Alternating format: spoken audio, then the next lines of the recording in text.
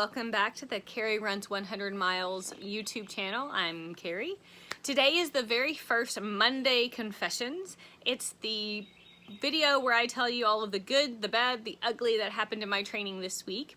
This week was week 1 of my training, and I have to say it went pretty good. I got in almost all of the miles I was supposed to, so I was scheduled to do 41, and I got in 39.14, which is pretty awesome. It puts me at just under 75 miles for the month of September, which is awesome. So hopefully I'll break 100 miles this whole month. So hopefully, if everything goes according to plan. So it was broken down like this. Monday was a rest day. Complete rest day, no cross training, no nothing. Tuesday was 5 miles. Wednesday was 5.14. It was a speed workout. It was actually supposed to be 8 to 11 miles, and I just didn't leave myself enough time. It was like 94 degrees, and I was trying to do the speed workout, and it was hot, and I probably stopped a couple of times, and I just didn't give myself enough time to recoup the mileage that I needed. Thursday was a rest day. Friday was 7 miles. It was supposed to be 6, but I did 7 to at least make up one of those miles I missed on Wednesday.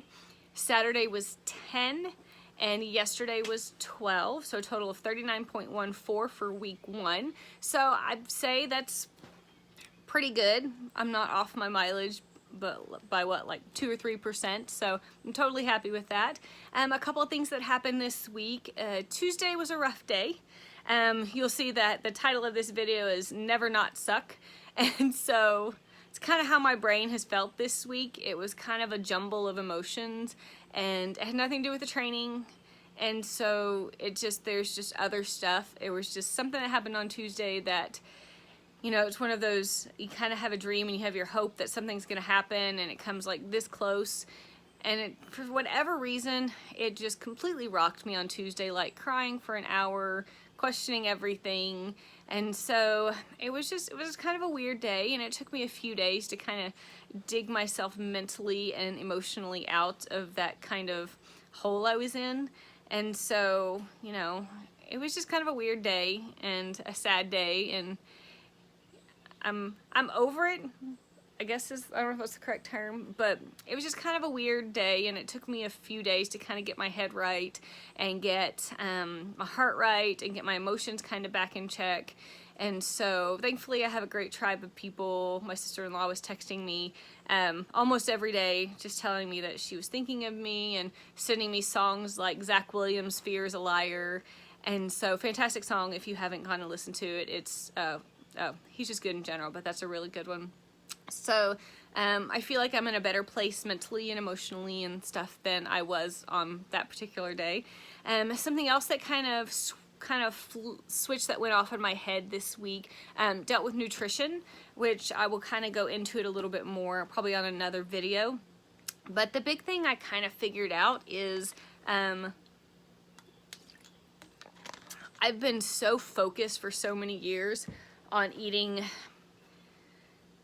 I guess eating the right foods and keeping my calories in a certain window, that no matter what distance I was running, I still would keep my calories like between 1,500 and 2,000, which for a normal, everyday, just doing life thing is perfect for most people, depending on where you're trying to lose weight, if you're trying to maintain, you know, all that kind of stuff. I'm definitely not an expert on all that kind of stuff, but I've just couldn't figure out why my runs are so hit and miss.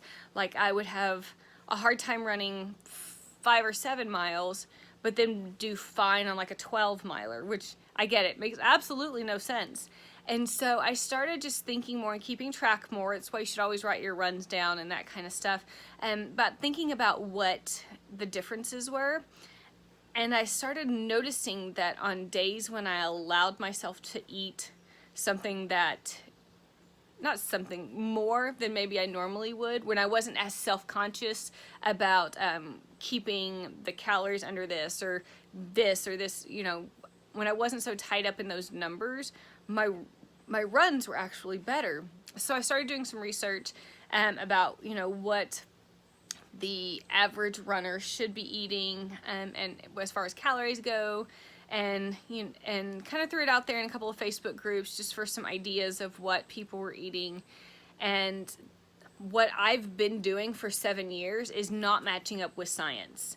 There are some days where if I'm running certain distances that I'm under eating sometimes by 1,000 calories or more, which kind of compounds when I try to go run again and my body's already in a huge deficit.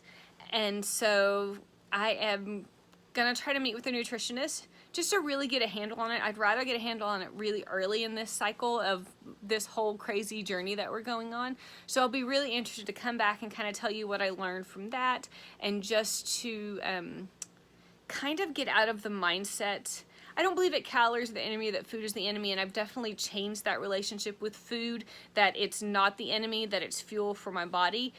But I need to switch the gears to, okay, it's fuel, and you're requiring so much more out of your body, you should be consuming more. And even when I was training for one of my 2 full marathons, I didn't really change my eating habits. And so I just kind of always thought, like I said, that I'm just meant to be slow and that kind of stuff. So I'm really just gonna try and play with some nutrition for the next few weeks, and just kind of get a grasp on it and see what changes I can make by upping my calories, and if it makes even if I don't get faster, if my runs feel easier, or even if I get a little bit faster. But my big thing is I want to be able to feel good about them, and not be shuffling my feet like an old woman because I'm so tired, and even just to be more consistent with my speed, because it fluctuates so much. So that'll be interesting over the next few weeks to play with and kind of see where that takes me.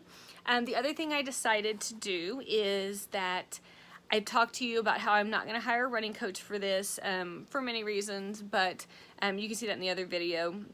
But our gym offers a running analysis. And this is the thing I have with my husband all the time. He's 6'2", has legs like a gazelle, can run backwards to my running forwards. He's fantastic.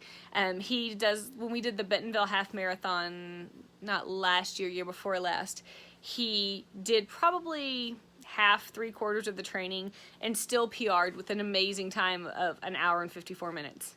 So I hate him for it. But something he's always told me about is he's like, when I watch you run, you're not using your full stride. And so I'm between 5'9" and 5'10", so I'm pretty tall and have some pretty long legs from what I've been told. I don't know. He says I'm not using my full stride, and then I'm taking smaller steps. And I've done the cadence test, where you run for, I think it's like 30 seconds, and you count every time your right or your left foot hits the ground, and then you multiply it times 2, and you're supposed to have roughly, like within a window of, I think it was like 160 to 180 steps per minute or something. There's a math, look it up. It's like runner's cadence test or something. And I've done that before, and mine's extremely low. It's like in like the 120s and 130s. So I'm not turning over my legs my steps as fast as I probably should have, or should be, according to science and all that kind of stuff. So our gym offers a running analysis with a guy who is some kind of Olympic trainer or something like that. Can't really remember what it is, but it's only $25 and it's 30 minutes. And so again, let's see what changes I can make here in the beginning. And that way when the mileage is still smaller, and see what that does whenever I ramp up and start doing higher mileage. So I'm super excited to try that and see what changing up my nutrition's gonna do for the next few weeks. Stop being scared of eating. So yeah, that's kind of a weird thing for me. And so even in one of the Facebook groups I'm in, it's called something Women's Tribe, I can't remember, and it was like they throw stuff out just to kind of get people engaged, and one of them was, what's something small that you achieved today? And I was like, today I've decided to allow myself to eat more. And for some people that seems super strange, and I'm I don't feel like I have an eating disorder or any of that kind of stuff, but I do kind of have this mental mindset of you can't go over this certain amount. Part of that is a mental thing of not wanting to gain weight. Because, you know, you weigh less, you can run faster, supposedly.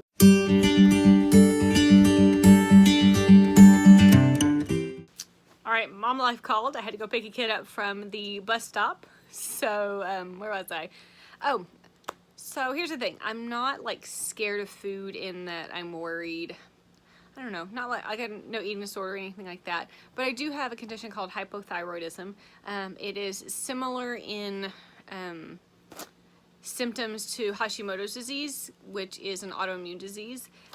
Basically, my thyroid just doesn't produce enough of the hormones that it should, and so I've been on medication for that for about 13 years. And even though the medication is definitely helping the symptoms and that kind of stuff, there's still a lot of issues that come up. Things like I gain weight really easy, I get tired very easy, depression's one. There's just a whole long list of things. And it's one of those weird things I didn't know I had until I got tested for it. Not to be TMI, but it's when we were trying to get pregnant with my middle daughter, my 12-year-old. It was just one of the panels that they ran, and that's when we found out. So it's one of those, I didn't know I had it until I knew that I had it. And so I guess I just was in that season where I thought this was just my normal life. I guess I'm just tired all the time. I'm just this. I've gained weight. You know, this whole long thing. And so anytime anyone says some of the symptoms that I was having, I always say, hey, have you gotten your thyroid checked? It's not the be-all, end-all cure, and it's not going to be this for everyone, but there's a lot of people that it can be helped if they take medication and they find out they're diagnosed with it and that kind of thing. So all that to say, I think maybe a little bit of my brain is programmed with a little bit of fear of not watching what I eat, because I know I gain weight very easily because of this condition that I have. But I have to pick a team. Either I'm going to be worried about a number on a scale, which in the grand scheme of things is just a number on a scale and doesn't really equate to how awesome I am, or I can pursue what I want to do and pursue this crazy running a 100-miler thing to the best of my ability. And so in order to do that, I'm gonna have to just ignore that fear for a little while. I've ignored all sorts of other fears in order to do this and to do so many things in my life that, you know, I've been able to conquer fears before, and I'm sure there will be many more fears to conquer in the future. So I'm gonna just stop being scared of calories and just truly see it as fuel, more than I ever have in the past, and be able to hopefully see some differences and see some changes in my running and my abilities and that kind of thing. So that is the very first Monday confessionals, end of week 1. I'm super excited that you guys are along on this journey with me. I have some plans for some other videos coming up, so I hope you will come back. So like this video, subscribe, turn on the little bell so you'll know when every video comes in, and I will see you soon. And thanks again for going on this journey with me. Have a great day.